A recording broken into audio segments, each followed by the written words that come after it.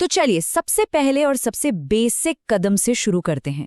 किसी भी बातचीत की नींव होती है अभिवादन यानी ग्रीटिंग्स। ये आपके इंट्रोडक्शन का सबसे पहला और सबसे अहम हिस्सा है, जिसे अक्सर लोग नजरअंदाज कर देते हैं। आपका ग्रीटिंग ही ये तय करता है कि सामने वाले पर आपकी पहली छाप कैसी पड़ेगी। सोचिए, ये कुछ ऐसा है जैसे आप बातचीत का दरवाजा खोल रहे हैं। एक सही और गर्मजोशी से भरा ग्रीटिंग तुरंत ही बातचीत के लिए एक पॉजिटिव और आरामदायक माहौल बना देता है। तो चलिए ग्रीटिंग्स के टाइप को थोड़ा और समझते हैं। हम इन्हें दो हिस्सों में बांट सकते हैं। एक तरफ है इनफॉर्मल ग्रीटिंग्स, जैसे हाय, हे या व्हाट्सएप। जैसा कि नाम से ही पता चल रहा है, इनका इस्तेमाल हम दोस्तों या परिवार के साथ कैजुअल बातचीत में करते हैं। दूसरी तरफ है फॉर्मल ग्रीटिंग्स, जो प्रोफेशनल दुनिया में बहुत ज़रूरी हैं, जैसे गुड मॉर्निंग, गुड आफ्टरनून और गुड इवनिंग। यहाँ समय का ध्यान रखना बहुत ज़रूरी है। सुबह से लेकर दोपहर 12 बजे तक आप गुड मॉर्निंग कहेंगे। दोपहर 12 बजे से शाम 5 बजे तक गुड आफ्टरनून का इस्तेमाल होता है और शाम 5 बजे के बाद आप गुड इवनिंग कहेंगे। हमेशा याद रखें, जब भी आप किसी प्रोफेशनल माहौल में हों, जैसे कि इंटरव्यू या ऑफिस मीटिंग, तो फॉर्मल ग्रीटिंग्स का इस्तेमाल करना ही सबसे सेफ और सबसे अच्छा होता है। यहाँ एक बहुत ही खास नियम है जिसे हमेशा याद रखना चाहिए, क्योंकि यह एक ऐसी गलती है जो बहुत से लोग करते हैं। गुड नाइट एक ग्रीटिंग नहीं है, बल्कि यह एक विदाई यानी फेयरवेल है। हम अक्सर ये गलती कर देते हैं कि शाम को किसी से मिलते ही गुड नाइट कह देते हैं, जो कि गलत है। हमेशा ध्यान रखें, गुड नाइट का इस्तेमाल केवल तब किया जाता है जब आप बातचीत खत्म कर रहे हों या किसी से विदा ले रहे हों, कभी भी बातचीत शुरू करने के लिए नहीं। ये एक छोटी सी बात लग सकती है, पर प्रोफेशनल माहौल में ये बहुत मायने रखती है। तो एक अच्छी ग्रीटिंग से आपने एक बढ़िया माहौल तो बना दिया। अब सवाल आता है कि इसके ठीक बाद इंट्रोडक्शन की पहली लाइन क्या होनी चाहिए। एक फॉर्मल इंट्रोडक्शन की शुरुआत हमेशा विनम्र और शालीन होनी चाहिए। जब आप ऐसा करते हैं तो ये दिखाता है कि आप सामने वाले के समय की और इस मौके की कद्र करते हैं। यहाँ दो बहुत अच्छे और प्रोफेशनल ऑप्शन हैं जिन्हें आप इस्तेमाल कर सकते हैं। पहला है good morning, thank you for giving me the opportunity to introduce myself. और दूसरा ऑप्शन है good morning, thank you for giving me this opportunity, let me introduce myself. दोनों का मतलब बिल्कुल एक ही है।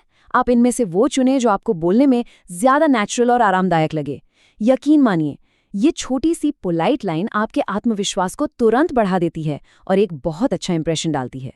तो आप जब हमने एक मजबूत और पोलाइट शुरुआत करना सीख लिया है, चलिए अब इंट्रोडक्शन के मेन स्ट्रक्चर को समझते हैं। इसे मुश्किल बनाने की बिल्कुल जरूरत नहीं है। हम इसे कुछ बहुत ही सिंपल और आसान स्टेप्स में तोड़ देंगे, एक एक करके। जब आप इन स्टेप्स को समझ लेंगे तो आप देखेंगे कि एक अच्छा इंट्रोडक्शन तैयार करना कितना आसान हो जाएगा। एक अच्छे फॉर्मल इंट्रोडक्शन की ये 4 मुख्य पिलर्स हैं। इनको बस इसी क्रम में याद रखना है। स्टेप 1, आपका नाम। स्टेप 2, आप कहाँ से हैं यानी आपकी लोकेशन। स्टेप 3, आपकी पढ़ाई यानी क्वालिफिकेशन। और स्टेप 4, आपका काम का अनुभव यानी एक्सपीरियंस। अगर आप सिर्फ इन चारों चीज़ों को सही क्रम में बता देते हैं तो आपका इंट्रोडक्शन लगभग पूरा और बहुत असरदार बन जाता है। चलिए अब हर एक स्टेप को थोड़ा डिटेल में समझते हैं। तो हमारा पहला स्टेप है अपना नाम बताना। आमने सामने की मुलाकात या इंटरव्यू में सबसे सरल और प्रोफेशनल तरीका है कहना आई एम या आई एम और फिर आपका नाम। लेकिन कुछ खास सिचुएशंस भी होती हैं, जैसे अगर आप किसी कॉन्फ्रेंस कॉल या ऑनलाइन मीटिंग में हैं जहां कई लोग हैं तो आप कह सकते हैं दिस इज नेम। और अगर आप फोन पर बात कर रहे हैं या चैट में लिख रहे हैं तो नेम दिस साइट का भी इस्तेमाल किया जाता है। लेकिन एक बात का खास ध्यान रखें, दिस इज या नेम दिस साइट का इस्तेमाल कभी भी फेस टू फेस इंटरव्यू में न करें। वहां के लिए आई एम या माई नेम इज ही सबसे सही ऑप्शन है। नाम के बाद स्टेप 2 है ये बताना कि आप कहाँ से हैं। इसके भी कई अच्छे तरीके हैं जो अलग अलग बातें बताते हैं। सबसे सीधा तरीका है आई लिव इन मुंबई, यानी मैं अभी मुंबई में रहता या रहती हूँ।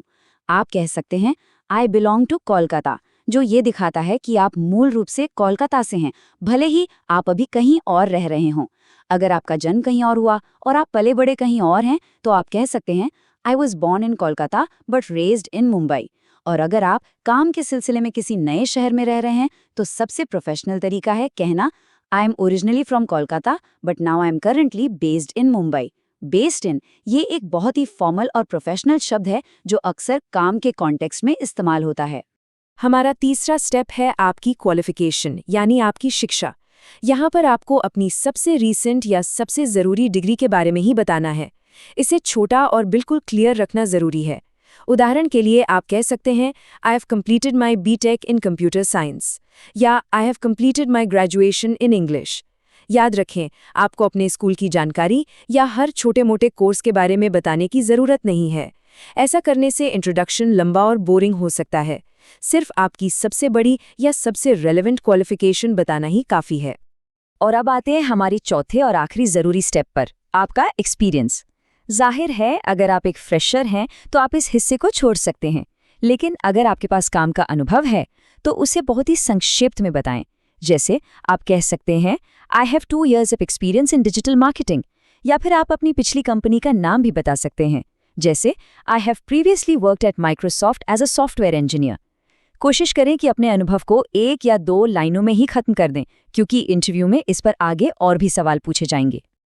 अब जब हमने इंट्रोडक्शन के 4 सबसे ज़रूरी पिलर्स को कवर कर लिया है, तो चलिए कुछ ऑप्शनल हिस्सों पर बात करते हैं। ध्यान रखें, ये जानकारी देना हमेशा ज़रूरी नहीं होता, खासकर एक बहुत ही फॉर्मल इंटरव्यू में। लेकिन कभी-कभी जब माहौल थोड़ा फ्रेंडली हो या आपसे पूछा जाए, तो ये आपके इंट्रोडक्शन में एक पर्सनल टच जोड़ने में मदद करता है। ये 2 हिस्से हैं, आपका परिवार और आपके शौक। देखिए, परिवार के बारे में बात करना पूरी तरह से आपकी मर्जी पर है, ये ऑप्शनल है। एक प्रोफेशनल सेटिंग में आमतौर पर इसकी बिल्कुल भी ज़रूरत नहीं होती, लेकिन अगर आपसे खास तौर पर पूछा जाए या आपको लगे कि माहौल थोड़ा इनफॉर्मल है, तो आप बहुत ही संक्षेप में बता सकते हैं। बस इतना कहना काफ़ी है, I come from a small family या I live with my parents. इसमें ज़्यादा डिटेल में जाने की कोई ज़रूरत नहीं है, इसे छोटा और सिंपल रखें। परिवार की तरह ही हॉबीज यानी अपने शौक के बारे में बताना भी ऑप्शनल है, लेकिन ये अक्सर एक अच्छा टच होता है क्योंकि ये आपके व्यक्तित्व की एक झलक देता है। कोशिश करें कि आप अपने 1 या 2 मेन शौक ही बताएं, जैसे in my free time I love travelling या आई एन्जॉय रीडिंग बुक्स। यहाँ भी एक लंबी लिस्ट बताने से बचें। इसका मकसद सिर्फ ये दिखाना है कि काम के अलावा भी आपकी कुछ दिलचस्पियां हैं जो आपको एक इंटरेस्टिंग इंसान बनाती हैं। तो अब तक हमने सारे ज़रूरी हिस्से एक-एक करके सीख लिए हैं, ग्रीटिंग से लेकर हॉबीज तक।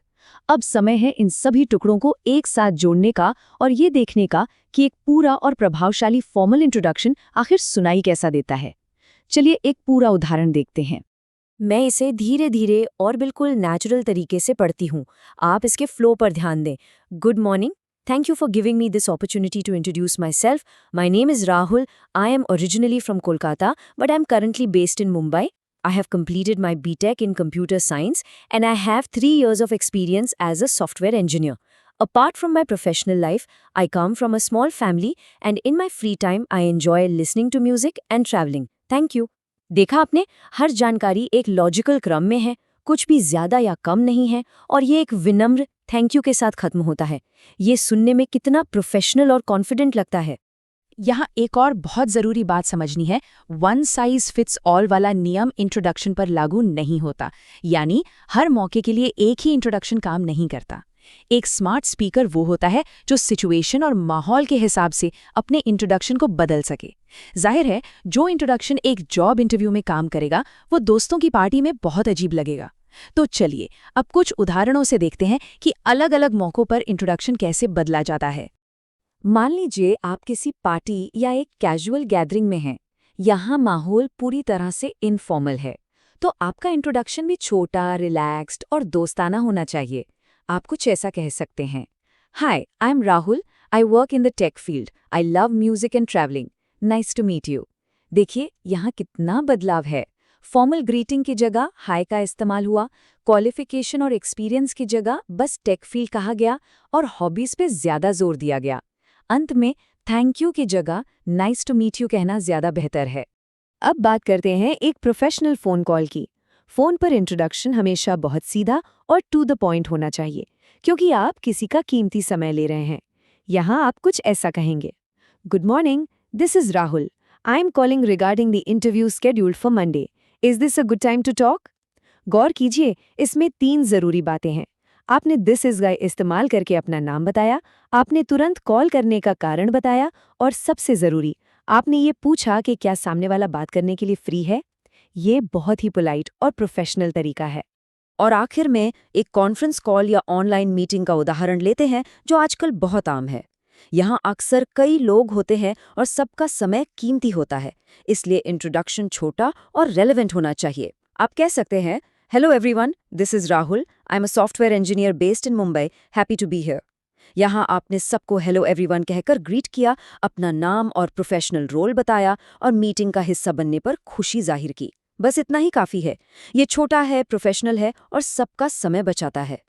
तो हमने सभी ज़रूरी बातें सीख ली हैं। हमने एक फॉर्मल इंट्रोडक्शन का पूरा ढांचा समझा और ये भी सीखा कि उसे अलग अलग मौक़ों के लिए कैसे बदलना है। लेकिन एक बात हमेशा याद रखिएगा, सिर्फ जानना काफ़ी नहीं होता। असली आत्मविश्वास प्रैक्टिस करने से ही आएगा। मेरी सलाह है कि आप अपना इंट्रोडक्शन एक कागज़ पर लिखें और उसे शीशे के सामने बोलने की प्रैक्टिस करें। अब आपकी बारी है कि आप इस ज्ञान को अपनी एक मजबूत स्किल बनाएं।